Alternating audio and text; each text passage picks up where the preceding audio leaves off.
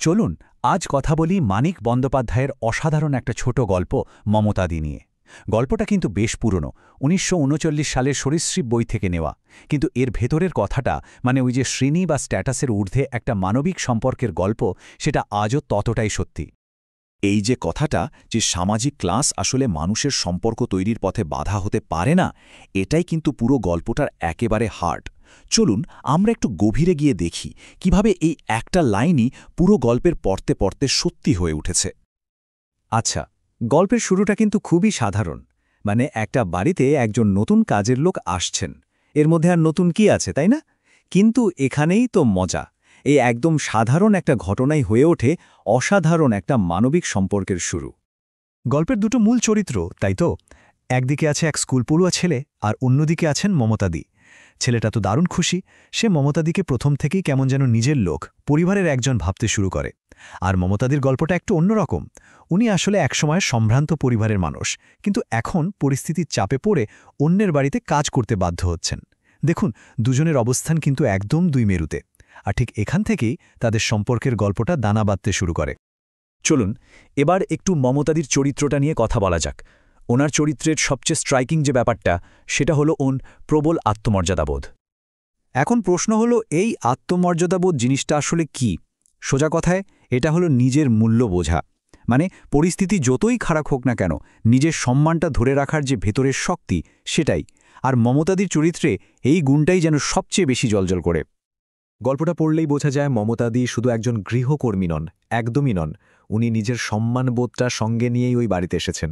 দেখুন, উনি যেমন স্নেহ আর সম্মান চান, ঠিক তেমনি অন্যকে ভালোবাসা দিতেও আর কোনো কার্পণ্য নেই। আর চরিত্রের এই যে একটা দৃঢ়তা, এটাই কিন্তু মমতাদিকে একেবারে ইউনিক করে তুলেছে।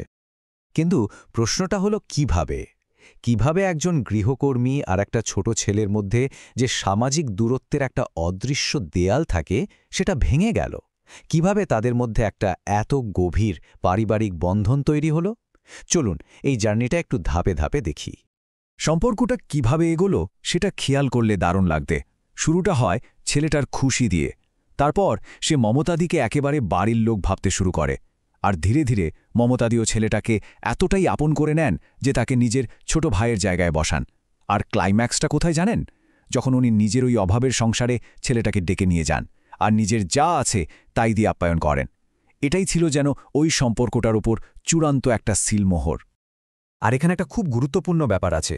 এই সম্পর্কটা কিন্তু শুধু ওই ছেলেটা আর মমতাদির মধ্যেই আটকে ছিল না। ছেলেটার পুরো পরিবারও মমতাদিকে অনেক সম্মান করত, ওর প্রতি সহানুভূতিশীল ছিল। আর এই সমর্থনটাই কিন্তু পুরো সম্পর্কটাকে একটা শক্তপোক্ত ভিতের ওপর দাঁড় করিয়ে দিয়েছিল। আসলে এই গল্পটা শুধু দুটো মানুষের সম্পর্কের গল্প নয়, এর চেয়েও অনেক বড় কিছু। এটা আমাদের সমাজের ওই যে শ্রেণী ভাগাভাগির ধারণা, সেটাকে সরাসরি চ্যালেঞ্জ জানায়। গল্পটা চোখে আঙুল দিয়ে দেখিয়ে দেয় যে সত্যিকারের স্নেহ আর ভালোবাসা এইসব সামাজিক বিভেদের দেয়াল সহজেই টপকে যেতে পারে। আচ্ছা, একটা প্রশ্ন নিয়ে একটু ভাবা যাক তো।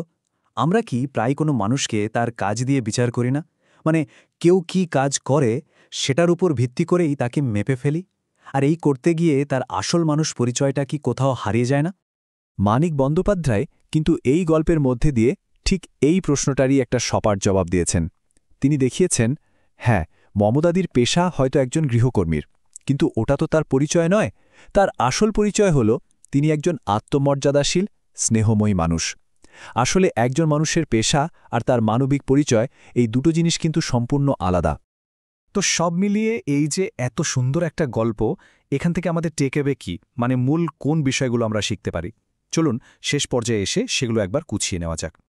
দেখুন, এই গল্পের শিক্ষাগুলো কিন্তু শুধু বইয়ের পাতায় আটকে থাকার মতো নয়, এগুলো আজও এই সময়েও ভীষণভাবে প্রাসঙ্গিক। আমাদের বাড়িতে বা জীবনে যারা সাহায্য করতে আসেন, তাদের সাথে মানবিক ব্যবহার করা, তাদের আত্মসম্মানকে গুরুত্ব দেওয়া, আর সবচেয়ে বড় কথা, তাদের পেশা দিয়ে বিচার না করে একজন মানুষ হিসেবে সম্মান করা, এটাই তো মমতাদি গল্পের আসল নির্যাস। তাহলে শেষ কথা কি দাঁড়ালো? এটাই যে যখন দুটো মানুষের মধ্যে সম্মান আর সহানুভূতির একটা ব্রিজ তৈরি হয়ে যায়, তখন কে কোন ক্লাসের, কার টাকা পয়সা কেমন, এই সব প্রশ্নগুলো আর ম্যাটারই করে না। তখন সম্পর্কটাই আসল, বাকি সব গৌণ। এই আলোচনাটা শেষ করার আগে চলুন আমরা সবাই নিজেকে একটা প্রশ্ন করি।